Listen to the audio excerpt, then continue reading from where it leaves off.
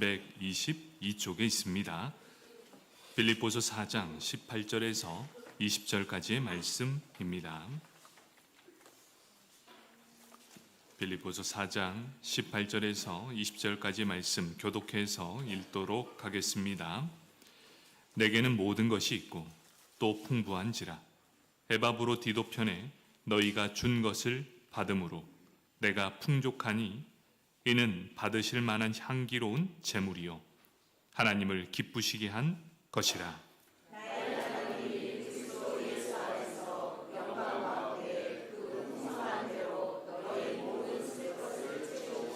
함께 읽겠습니다.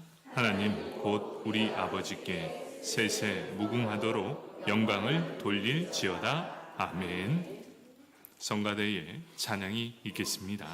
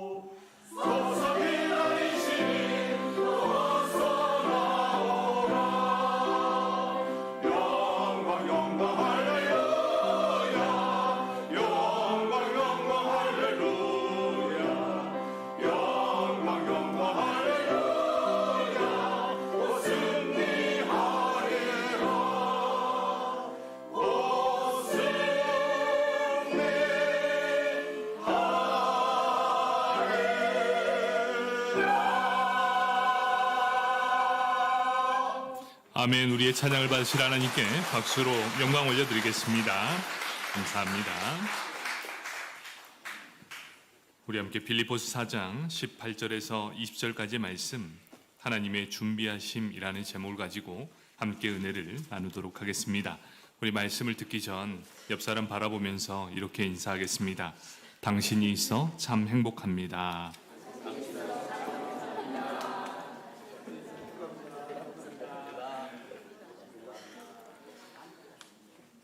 당신이 있어 참 행복합니다.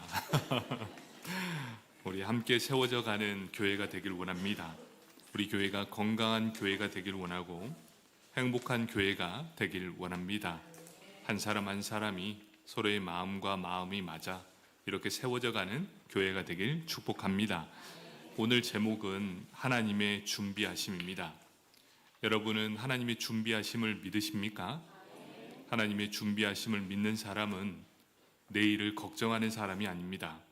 하나님은 나의 모든 걸 다 알고 계십니다. 그리고 순종함을 통해 그 모든 것을 이루어 가십니다. 하나님은 나를 창세 전 창세전에 택정함을 받으셨고 그리고 이 삶을 살아가고 있습니다. 내일에 대한 모든 문제도 하나님은 다 준비하고 계십니다. 우리에게 필요한 것이 무엇일까요? 하나님께 순종하는 그 믿음이 필요하다는 것입니다. 하나님의 준비하심을 믿는 사람은 어떤 말씀이 나에게 주어지더라도 그것을 순종함으로 이루어져 가는 귀한 은혜가 있다는 것입니다. 여러분, 하나님의 준비하심 믿으시길 축복합니다. 아멘. 빌립보 교회는 바울이 전도를 통해 세운 교회였습니다. 이 교회의 구성 멤버를 한번 보면 이렇습니다. 자주장사, 바로 천을 파는 이 루디아, 그리고 귀신 들려 점치던 그 여인, 그리고 마지막으로 감옥에서 죄수들을 가두던 간수, 이 세 명으로부터 시작한 교회가 빌립보 교회였습니다. 빌립보 교회 초창기 멤버들을 보면 어떻습니까? 초라하기 그지없는 사람들, 얼굴 생김새도 달랐고 얼굴의 색깔도 다 달랐습니다. 또 삶의 모습은 얼마나 달랐을까요? 언어까지도 달랐습니다. 무엇 하나 서로가 맞는 부분이 단 한 구석도 없었던 이 교회, 심지어 바울조차도 그 나라와 그 지역 출신이 아니었습니다. 다 따로 국밥이었습니다. 그런데도 불구하고 빌립보 교회와 바울은 이렇게 너무나 다름에도 불구하고 복음 안에서, 예수 안에서 한 마음 한 뜻이 되어 하나가 되었다는 것입니다. 사랑하는 성도 여러분, 교회는 다름을 인정하는 것부터 시작합니다. 교회에서 여러분의 마음에 드는 사람 있으십니까? 물론 우리 교회 안에 참 많습니다. 그렇죠? 그런데 우린 알지 않습니까? 남편도 아내도 내 마음을 알아주지 못합니다. 교회는 어떨까요? 여러분의 마음을 알아줄까요? 실질적으로 그렇습니다. 교회는 다름을 인정하면서부터 시작하는 게 첫 번째입니다. 그 누구도 내 마음을 알아주지 못한다. 그것이 첫 번째, 다름을 인정하는 것, 그것이 교회의 첫 출발이고, 두 번째는 예수 안에서 우리는 그 다름이 있을지라도 하나 될 수 있는 능력이 있다는 사실입니다. 서로가 너무 다르지만 함께 세워져 가는 교회가 빌립보 교회였습니다. 빌립보 교회가 어떻게 세워진 줄 아십니까? 빌립보 교회가 세워지는 그 과정을 보면 바울이 아시아에 머물고 싶어 했습니다. 저는 아시아에서 복음을 전하겠습니다. 그러니 내 열정과 내 마음이 아시아에 쏟아질 수 있도록 하나님 나에게 은혜를 부어달라고 계속해서 기도했습니다. 그런데 그 밤 성령 하나님께서 꿈속에 나타나셨습니다. 그리고 마게도냐로 건너가라라는 이 말씀을 해주었습니다. 바울은 그 성령의 말씀을 순종함으로 그대로 이루어지게 되었습니다. 자신은 아시아에 머물고 싶었지만 성령 하나님께서 말씀하신 그대로 마게도냐로 넘어가게 되면서 세워진 교회가 바로 빌립보 교회였습니다. 하나님의 준비하심이 바울의 순종함을 통해 이룬 놀라운 역사가 바로 빌립보 교회라는 사실입니다. 바울은 지난 날을 회상하면서 이렇게 고백합니다. 15절과 16절에서 빌립보 사람들아, 너희도 알거니와 복음의 시초에 내가 마게도냐를 떠날 때에 주고받는 내 일에 참여한 교회가 너희 외에는 아무도 없었느니라. 데살로니가에 있었을 때에도 너희가 한 번, 두 번 나의 쓸 것을 보내였도다 라고 고백합니다. 그러면서 17절에 내가 선물을 구함도 아니요 오직 너희에게 유익하도록 풍성한 열매를 구함이다, 이렇게 말씀했습니다. 빌립보 교회는 바울에게 이런 사랑을 그대로 보내주었습니다. 결국 자신들의 미래를 준비하는 풍성한 열매가 맺혀지게 되었습니다. 빌립보 교회와 이 바울의 끈끈한 사랑을 여기서 엿볼 수 있었습니다. 바로 영원한 나라를 사모하는 그의 마음이 있었습니다. 이게 바로 우리가 지난주 살펴보았던 내용이었습니다. 오늘은 그 두 번째입니다. 바울의 풍성함입니다. 빌립보서 4장 18절 말씀입니다. 내게는 모든 것이 있고 또 풍성한지라 에바브로디도 편에 너희가 준 것을 받았으므로 내가 풍족하니 이는 받으실 만한 향기로운 제물이요 하나님을 기쁘시게 한 것이라. 이렇게 말씀합니다.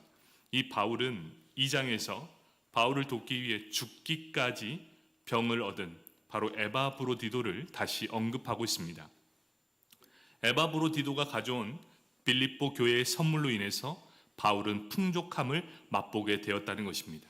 내게는 모든 것이 있습니다. 그리고 풍부합니다. 이렇게 고백하고 있습니다. 여러분, 사실 지금 바울은 어디에 있냐면 감옥에 있습니다. 여러분, 감옥에 있다는 것은 아무리 풍족해도 그것을 감히 풍족하다고 말할 수 없습니다. 왜 그렇습니까? 아무리 많은 것이 있다 할지라도 결국 상황은 아무것도 변하지 않기 때문입니다. 감옥에서 풍부해봤자 무엇이 풍부했겠습니까? 또 그곳에 처한 환경이 얼마나 편해야 편하다고 할 수 있겠습니까? 그럼에도 불구하고 이 바울은 나는 지금 풍족합니다. 나는 지금 충분히 만족하고 있습니다. 라고 고백하는 이 고백 안에 무엇이 있었냐? 그 안에는 이것이 있었습니다. 빌립보 교회에서 보내준 이 물질이 아니라 바로 성도들의 따뜻한 사랑을 받았기 때문이었고 그들의 마음을 받았기 때문이었습니다. 바로 바울은 그들의 마음이 얼마나 귀하고 얼마나 따뜻한 사랑인지 그 마음을 받았기에 저는 이제 모든 것이 풍부하고 모든 것이 다 있습니다. 저는 풍족할 뿐만 아니라 나의 삶에 충분히 만족하고 있습니다. 라고 이 빌립보 교회 성도들을 위로하고 있는 말씀이지요. 바울은 그들의 선물을 향기로운 제물이라 이렇게 표현합니다. 이것은 구약시대에 하나님께 드린 제사를 상징하는 표현, 이 표현을 의미하고 있습니다. 곧 번제입니다. 하나님께 대한 헌신의 표시로 드렸던 이 번제를 의미하고 있다는 것이지요. 빌립보 교회가 바울을 돕기 위해 보내준 선물은 바울뿐만 아니라 하나님께서도 기쁘시게 받으셨다는 것입니다. 무엇을 받았을까요? 물질이 어마어마한 이것이 아니라 그 물질을 드리는 그 마음을 보신 것이고 순종하는 그의 삶을 보셨다는 사실입니다. 여러분, 이 말씀을 이해하기 위해서 열왕기상 17장으로 한번 가보도록 하겠습니다. 열왕기상 17장에는 두 부류의 사람이 등장합니다. 엘리야와 사르밧 과부가 등장하게 됩니다. 이 엘리야가 이 아합 왕에게 나아갑니다. 아합 왕이 누구입니까? 이스라엘 왕 중에 최악의 왕, 우상 숭배의 대빵, 이 사람이 바로 아합 왕이었습니다. 우상 숭배에 너무나 빠져있던 그에게 하나님은 엘리야에게 명령을 합니다. 너 아합에게 나아가서 이렇게 선포하라 라고 말하게 됩니다. 그래서 엘리야가 아합 왕 앞에 나아가서 선포하게 됩니다. 여호와께서 살아계심을 두고 맹세하노니 내 말이 없으면 수년 동안 비도 이슬도 있지 아니하리라. 이렇게 말하고 나서 급히 도망치게 됩니다. 그 길로 그리 시냇가에 숨어 지내게 됩니다. 자신의 목숨을 유지하는 비참한 신세에 빠지게 됩니다. 이런 엘리야에게 하나님은 까마귀를 아침 저녁으로 보내주십니다. 떡과 고기를 이 까마귀를 통해 먹여주십니다. 그런데 이제 가뭄이 말씀대로 이어지게 됩니다. 가뭄이 계속되는데 까마귀가 더 이상 오지 않습니다. 먹고 마셔야 할 시냇가의 물도 이제 마르기 시작합니다.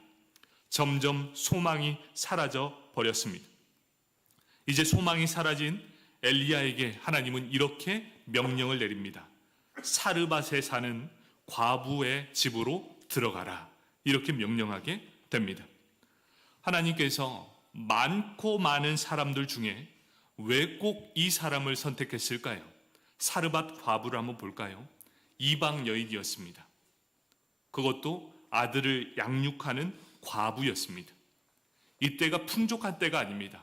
온 백성이 가뭄의 때를 지나고 있습니다. 가뭄의 때에 이방 여인이요, 그것도 과부입니다. 그녀의 삶이 얼마나 치열한 인생을 살았는지 한번 생각해 보십시오. 얼마나 그의 삶이 힘겨웠는지 그 누구보다도 하나님은 다 알고 계셨습니다. 그런데 굳이 하나님은 그 여인에게 들어가라 라고 말씀하고 있다는 것이지요. 엘리야가 그 과부에게 갔습니다. 상상했던 것보다 더 열악한 환경 속에 살고 있었습니다. 과부는 무척 가난했습니다. 딱 보니 가진 것이라고는 가루 한 움큼, 밀가루 조금과 기름 몇 방울이 전부였습니다. 얼마나 그 삶이 힘들었으면 과부와 아들은 오늘 우리가 내가 가진 이 전부로 한 끼를 만들자. 그래서 이 떡 한 덩이로 너 먹고 나 먹고 이제 죽자. 그것이 우리의 삶의 끝이다. 이렇게 생각하고 있었습니다. 무기력했습니다. 아무것도 할 수 없는 이 과부에게 하나님은 엘리야를 부탁하고 있다. 이것이 쟁점입니다. 여러분, 벼룩의 간을 빼먹어도 시원찮은데 어찌 지금 먹고 죽을 만큼 아무것도 없는 이 사람에게 엘리야를 보내게 된단 말입니까? 하나님의 사람인 엘리야를 대접할 사람이 그렇게도 없었습니까? 이런 생각이 들 정도였습니다. 어쩌면 하나님은 과부가 지금 할 수 없는 일을 하라고 명령하신 거예요. 이 과부는 하나님의 사람도 아닙니다. 이방 여인이었습니다. 과부의 입장에서 보면 하나님 너무하신 거 아닙니까? 왜 접니까? 왜 꼭 이걸 해야 됩니까? 라고 생각이 들 정도입니다. 그런 하나님을 이해하기란 쉽지 않습니다. 나도 먹고 살기 힘들어 죽겠는데 어찌 다른 사람을 도우라 말씀합니까? 나는 절대로 못합니다. 그 하나님을 이해하기란 절대로 쉽지 않은 것이 우리의 현실이라는 것이지요. 그런데 하나님은 이 이방 여인에게 엘리야를 맡기십니다. 또 엘리야에게 이방 여인 중에서 과부에게 가서 지내라고 합니다. 어찌 보면 엘리야 그리고 사르밧 과부, 소망이 없는 두 사람이 만났습니다. 소망 없는 엘리야, 소망 없는 이 사르밧 과부가 만났습니다. 그런데 어떠한 일이 있었습니까? 무가 뭐라 해도 손해보는 장사 아닙니까? 소망 없는 두 사람이 만나게 되었습니다. 그런데 그때부터 이 순종의 능력이 일어나게 되었습니다. 어떻게 하시냐? 하나님은 채우시고 살리는 분을 그대로 보여주게 됩니다. 하나님이 엘리야를 과부의 집에 가 있으라고 한 이유는 엘리야를 살리기 위해서였고 또 이방 여인과 그 아들을 살리기 위해서였습니다. 소망 없는 두 사람이 하나님의 말씀에 순종함으로 나아갔더니 하나님은 엘리야를 먹이고 살리셨습니다. 그리고 이방 여인과 그 아들을 먹이시고 살리시는 기적이 일어나게 되었다는 것입니다. 여러분, 전체의 과정을 보지 못하면 지금 내가 처한 상황을 보면서 늘 억울해할 수밖에 없습니다. 왜 납니까? 왜 나여야 합니까?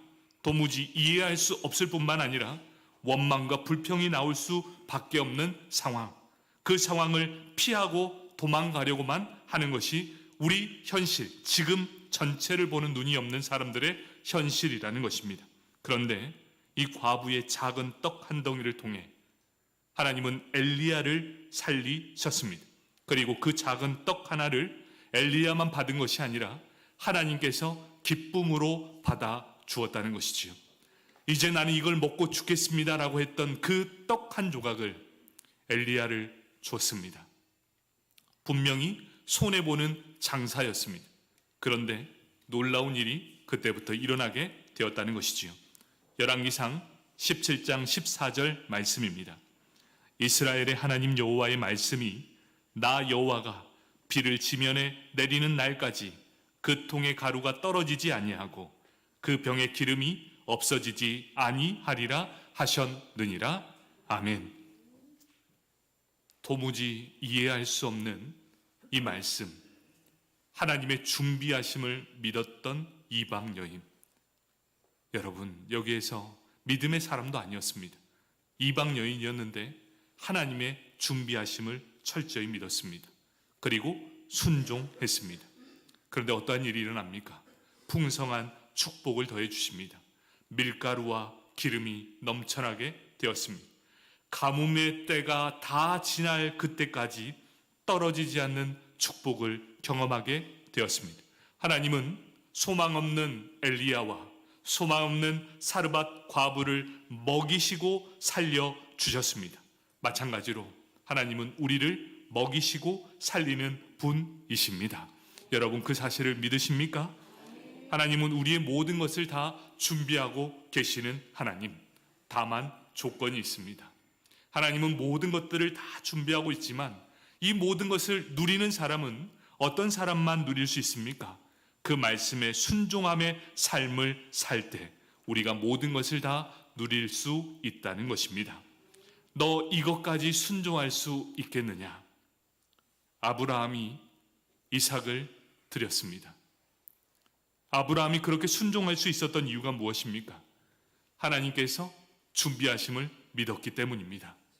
여러분, 우리가 오늘을 힘차게 살아갈 수 있는 이유, 아무것도 가진 것 없지만 정말 나에게 이 밀가루 한 줌과 기름밖에 없지만 하나님의 준비하심을 믿고 나아간다면, 그대로 순종한다면 아브라함에게 주신 축복뿐만 아니라 사르밧 과부에게 주신 축복이 우리의 축복이 되게 될 줄 믿습니다. 아멘. 다시 빌립보서로 돌아오면 빌립보 교회 성도들이 바울을 돕는 일, 바로 이 일은 바울을 먹이고 살리는 것이었습니다.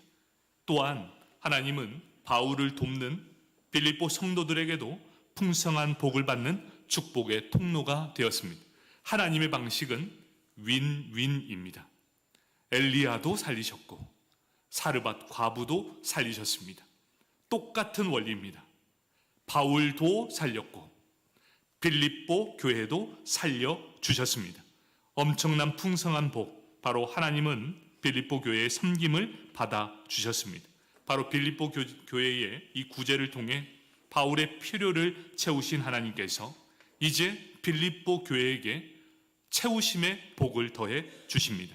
하나님이 채우시면 어느 정도로 채우실까요? 바로 빌립보서 4장 19절 말씀입니다. 나의 하나님이 그리스도 예수 안에서 영광 가운데 그 풍성한 대로 너희 모든 쓸 것을 채우시리라. 아멘. 여러분, 말씀을 대할 때 말씀은 살아계신 하나님의 귀한 말씀입니다.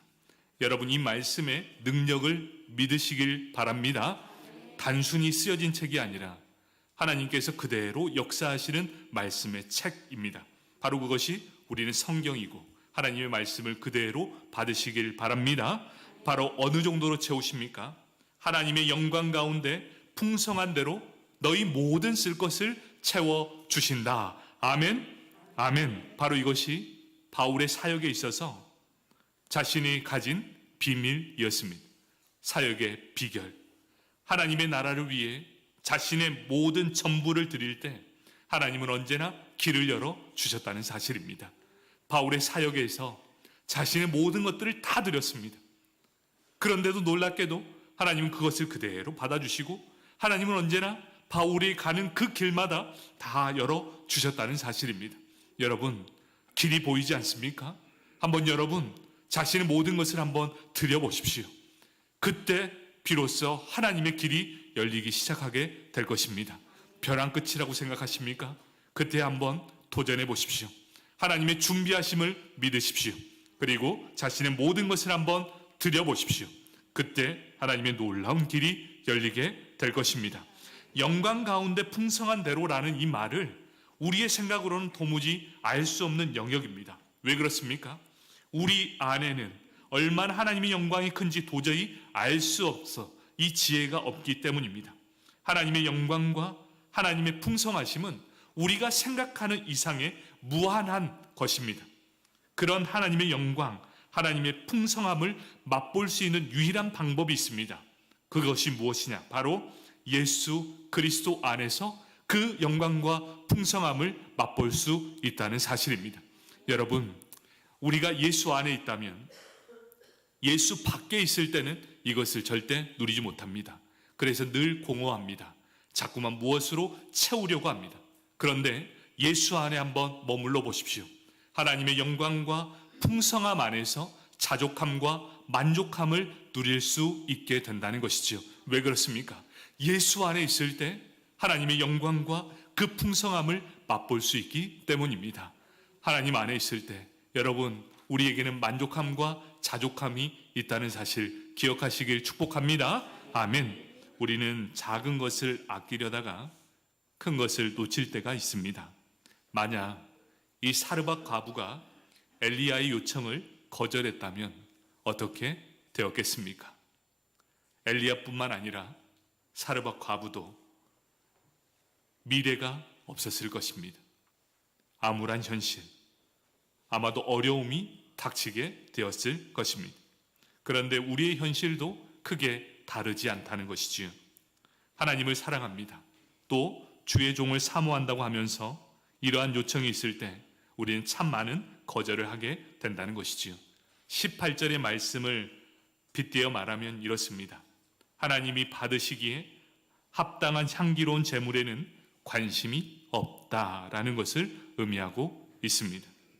우리 자신이나 가족 중에 재난이 있으면 수많은 물질을 아낌없이 쏟아 부으면서도 사전에 그것을 막을 수 있는 향기로운 제물에는 인색한 것이 사실입니다. 빌립보 교회 성도들은 하나님 앞에 드리는 이 모든 제물을 하나님께서 향기로운 제물이다 이렇게 말씀하고 있었습니다.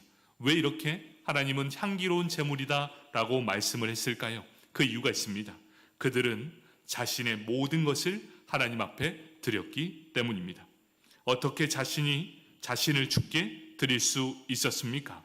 고린도후서 8장에 보면 그 내용이 그대로 나와 있습니다. 고린도후서 8장 1절, 형제들아, 하나님께서 마게도냐 교회들에게 주신 은혜를 우리가 너희에게 알리노니, 이렇게 말씀하고 있습니다. 하나님의 은혜가 그들을 그렇게 만들어낸 것이다. 그러면서 마게도냐 교회라고 나옵니다. 이 마게도냐, 이 지역이 바로 빌립보 지역을 의미하고 있습니다. 빌립보 지역에 있는 교회들, 그들이 어떤 일을 했습니까? 고린도후서 8장 2절에 환난의 많은 시련 가운데서도 그들의 넘치는 기쁨과 극심한 가난함이 그들의 풍성한 연보를 넘치도록 하게 하였느니라, 이렇게 말씀합니다. 빌립보 교회 성도들의 그 구성원들을 한번 보십시오. 그들이 누구를 도울 만한 어떤 처지에 있었습니까? 아니요. 단 한 사람도 부유함에 있었던 사람이 없었지만 그들은 넘치는 기쁨과 극심한 가난함이 그들 가운데서도 풍성한 연보를 넘치도록 부어주셨다. 과연 얼마나 풍성한 연보를 했을까요? 고린도후서 8장 3절입니다. 내가 증언하노니 그들이 힘대로 할 뿐 아니라 힘에 지나도록 자원하여, 이렇게 말씀하고 있습니다. 자신의 힘뿐만 아니라 그 힘이 지나도록 자원하는 이 연보라는 것은 자신의 재물을 내어 다른 사람을 도와줌을 의미하고 있다는 것이지요. 연보 속에서 주의할 점이 있습니다. 고린도후서 8장 5절 말씀입니다. 우리가 바라던 것뿐 아니라 그들이 먼저 자신을 주께 드리고 또 하나님의 뜻을 따라 우리에게 주었도다. 여러분, 연보라는 것은 돈을 많이 드리는 것을 하나님은 기뻐하지 않으신다는 것이지요. 하나님이 가장 기뻐하시는 것이 무엇이냐? 물질을 드릴 때 그곳에 내 마음이 함께 있는가가 더 중요합니다. 마음이 없는 물질, 하나님은 절대로 받으시지 않습니다. 오늘 이 설교는 여러분 헌금 많이 내십시오, 이런 설교가 아닙니다.